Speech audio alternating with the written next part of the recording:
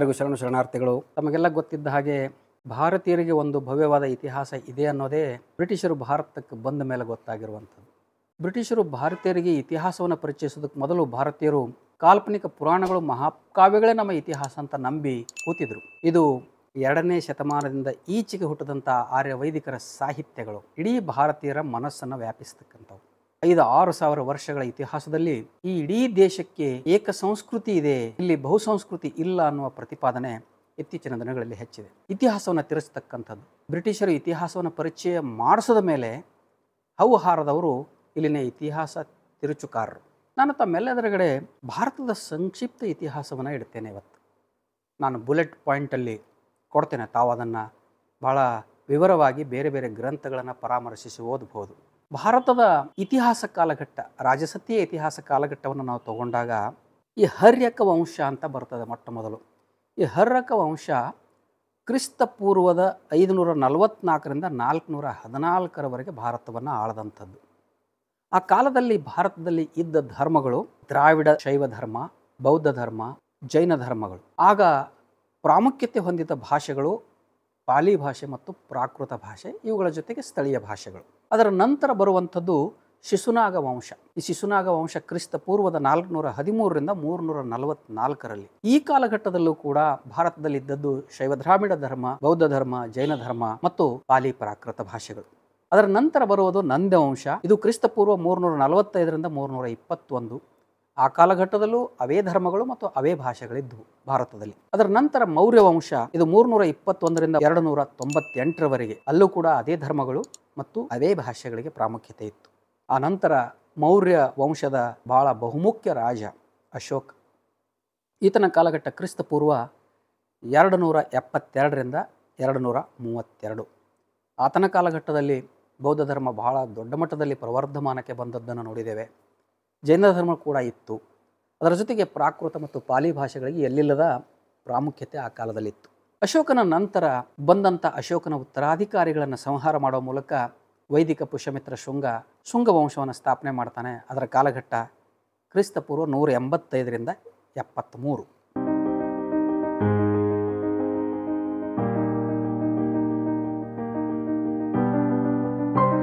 ಆನಂತರ ಕಣ್ವ ವಂಶ ಕ್ರಿಸ್ತ ಪೂರ್ವ 73ರಿಂದ ಕ್ರಿಸ್ತ ಪೂರ್ವ 28.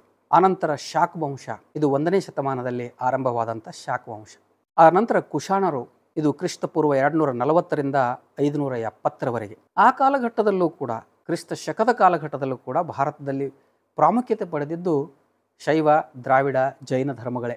ಪಾಲಿ ಮತ್ತು ಪ್ರಾಕೃತ ಭಾಷೆಗಳಿಗೆ ಇಂಪಾರ್ಟೆನ್ಸ್ ಇತ್ತು. ಹಾಗೂ ಸಂಸ್ಕೃತ ಇರಲಿಲ್ಲ, ಆಗಲೂ ಸನಾತನ ಮತ್ತು ವೈದಿಕ ಧರ್ಮ ಇರಲಿಲ್ಲ. ಕಾಳಿದಾಸನ ಕಾಲಘಟ್ಟ ಕ್ರಿಸ್ತ ಶಕ 375ರಿಂದ 415.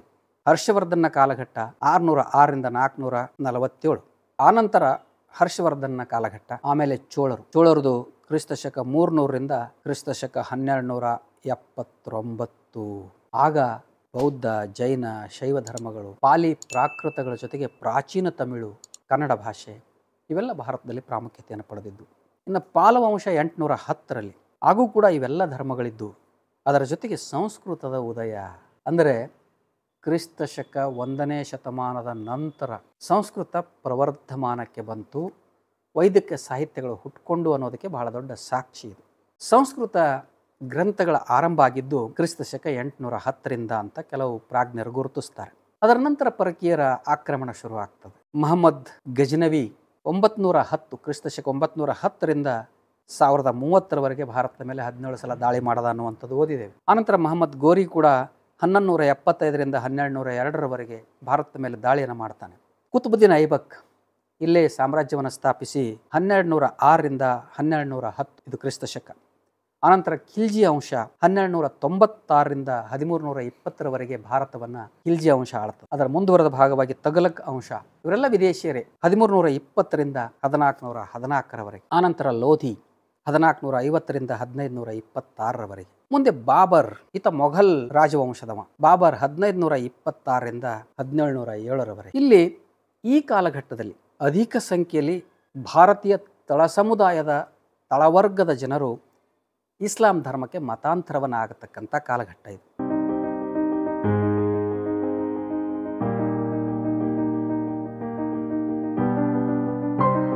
ಇದರಲ್ಲಿ ನಾವು ಅಕ್ಬರ್ನನ್ನು ಮರೆಯುವಂತಿಲ್ಲ. ಮೊಘಲ ಅರಸರಲ್ಲಿ ಅಕ್ಬರ್ ಬಹಳ ಜನಪ್ರಿಯನಾದ ಅರಸ. ಆತ ಆಳಿದ್ದು 1556ರಿಂದ 1605ರವರೆಗೆ.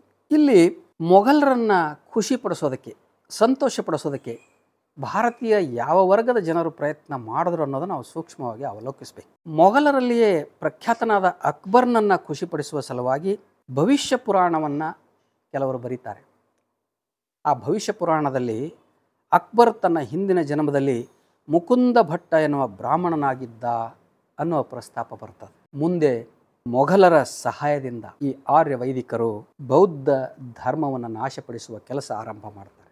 ಮುಸಲ್ಮಾನರು, ಮೊಘಲರು ಇವರೆಲ್ಲರ ದಿವಾನಗಿರಿ, ಜವಾನಗಿರಿ ಮತ್ತು ಚಮಚಾಗಿರಿ ಮಾಡುವ ಮೂಲಕ ಇಲ್ಲಿ ಭಾರತದ ಪ್ರಾಚೀನ ಕಾಲದಿಂದಲೂ ಇದ್ದಂಥ ಶೈವ ಧರ್ಮವನ್ನು ನಾಶಗೊಳಿಸ್ತಕ್ಕಂಥ, ಬೌದ್ಧ ಧರ್ಮವನ್ನು ನಾಶಗೊಳಿಸ್ತಕ್ಕಂಥ, ಜೈನ ಧರ್ಮವನ್ನು ನಾಶಗೊಳಿಸ್ತಕ್ಕಂಥ ಕೆಲಸಗಳು, ಅಕ್ಬರ್ನನ್ನೇ ಮಹಾಬ್ರಾಹ್ಮಣ ಅಂತ ಪುರಾಣಗಳು ಬರೀತಕ್ಕಂಥ ಚಮಚಾಗಿರಿಗಳು, ಬೌದ್ಧ ಮಂದಿರಗಳು, ಸ್ತೂಪಗಳನ್ನು ಸ್ವಾಧೀನಪಡಿಸ್ಕೊಳ್ಳೋದು, ಅವುಗಳನ್ನು ಧ್ವಂಸಗೊಳಿಸ್ತಕ್ಕಂಥದ್ದು ಅಥವಾ ಅವುಗಳನ್ನು ವೈದಿಕೀಕರಣಗೊಳಿಸ್ತಕ್ಕಂಥ ಕಾರ್ಯ ಮೊಘಲರ ಕಾಲದಲ್ಲಿ ವೇಗ ಪಡೀತದೆ. ಆನಂತರ ಅಂದರೆ 1556ರಿಂದ 1605 ಆ ಕಾಲಘಟ್ಟದಿಂದ ಬ್ರಾಹ್ಮಣ ಧರ್ಮ ಭಾರತದಲ್ಲಿ ಆರಂಭ ಆಗ್ತದೆ. ಅದಕ್ಕೆ ಮೊದಲು ಅದು ಇರಲಿಲ್ಲ.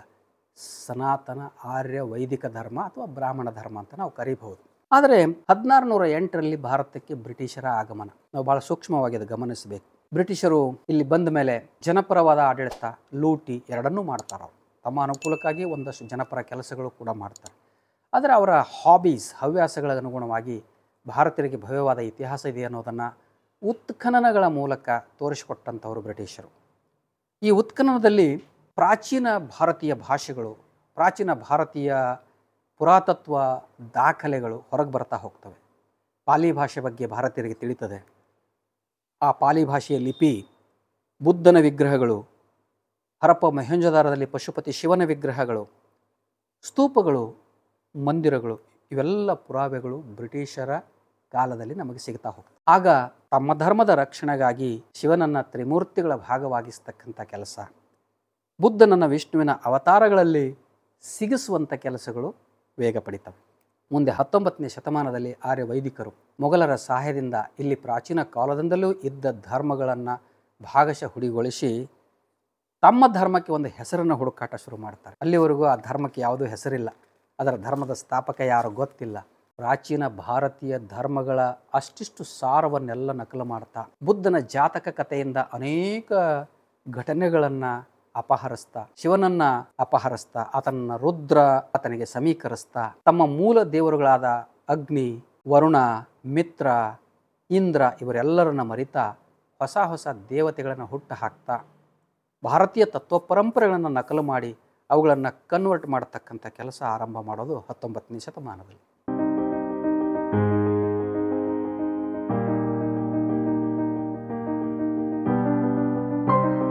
1900ರಿಂದ 2015 ಸನಾತನ ಬ್ರಾಹ್ಮಣ ಧರ್ಮಕ್ಕೆ ಹಿಂದೂ ಪದದ ಅರ್ಥವನ್ನು ಕೊಡುವಂಥದ್ದು, ಹಿಂದೂ ಅನ್ನುವ ಪದ ಬಳಸುವ ಕೆಲಸ ಆರಂಭ ಆಗ್ತದೆ.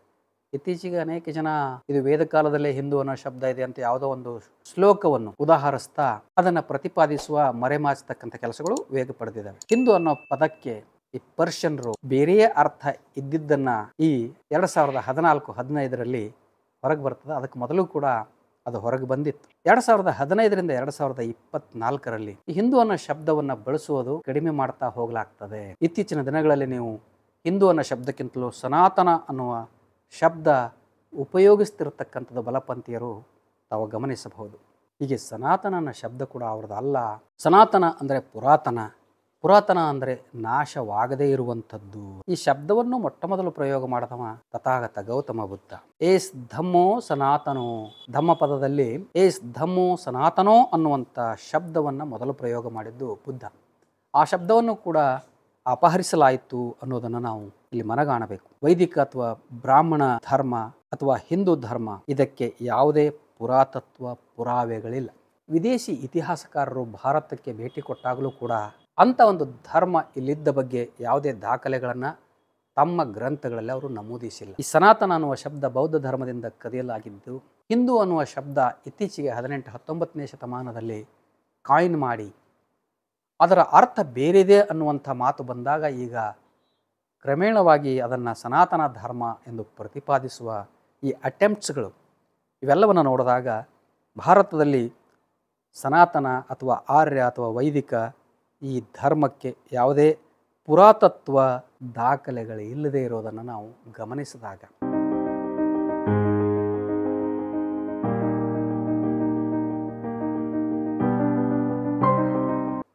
ಇಡೀ ಭಾರತದ ಇತಿಹಾಸವನ್ನು ನಾವು ಅವಲೋಕಿಸಿದಾಗ ಭಾರತೀಯ ತತ್ವ ಪರಂಪರೆ ವಿವಿಧ ದರ್ಶನಗಳ ಆಗರ. ಇದು ಏಕಧರ್ಮ, ಏಕ ಸಂಸ್ಕೃತಿ, ಏಕ ಪರಂಪರೆಯ ದೇಶ ಅಲ್ಲ. ಇಲ್ಲಿ ಪ್ರತಿ 10 ಕಿಲೋಮೀಟರ್ಗಳಿಗೆ ಒಂದೊಂದು ಭಾಷೆ ಮತ್ತು ಒಂದೊಂದು ಭಾಗದಲ್ಲಿ ಒಂದೊಂದು ಆಚರಣೆಗಳು, ಪದ್ಧತಿಗಳು, ಜನಾಂಗಗಳು, ಧರ್ಮಗಳು, ಹೀಗೆ ವಿವಿಧತೆಯಿಂದ ಕೂಡಿದಂಥ ಈ ದೇಶವನ್ನು ಏಕ ಸಂಸ್ಕೃತಿಯ ಚೌಕಟ್ಟಿನಲ್ಲಿ ಬಂಧಿಸುವ ಪ್ರಕ್ರಿಯೆ ಇತ್ತೀಚೆಗೆ ವೇಗ ಪಡೆದಿರೋದು. ಇದು ಭಾರತದ ಆತ್ಮದ ಮೇಲೆ ಮಾಡತಕ್ಕಂಥ ವೈದಿಕರ ದಾಳಿ ಅಂತ ನಾವು ಪರಿಗಣಿಸಬೇಕಾಗ್ತದೆ.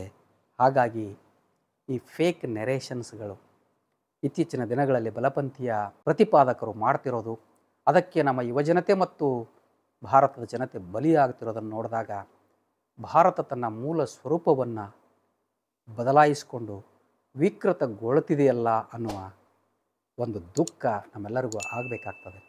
ನಾವು ಭಾರತದ ಪ್ರಾಚೀನ ಪರಂಪರೆಗಳನ್ನು ಅವಿಚ್ಛಿನ್ನವಾಗಿ ಹಾಗೆ ಉಳಿಸ್ಕೊಳ್ಬೇಕಾದ್ರೆ ವಿದೇಶಿ ಸನಾತನ ಆರ್ಯ ವೈದಿಕರು ಮಾಡ್ತಿರತಕ್ಕಂಥ ಈ ಹುನ್ನಾರಗಳನ್ನು ನಾವು ಹೊಡೆದು ಹಾಕದೆ ಹೋದರೆ ಇದು ಬಹಳ ಕಠಿಣವಾದ ಕೆಲಸ. ಭಾರತಕ್ಕೆ ಮುಂದೊಂದು ದಿನ ಬಹಳ ಅಪಾಯವನ್ನು ತಂದು ಒಡ್ಡಬಲ್ಲದು ಅಂತ ನಾನಂತೂ ತಿಳ್ಕೊಂಡಿದ್ದೇನೆ.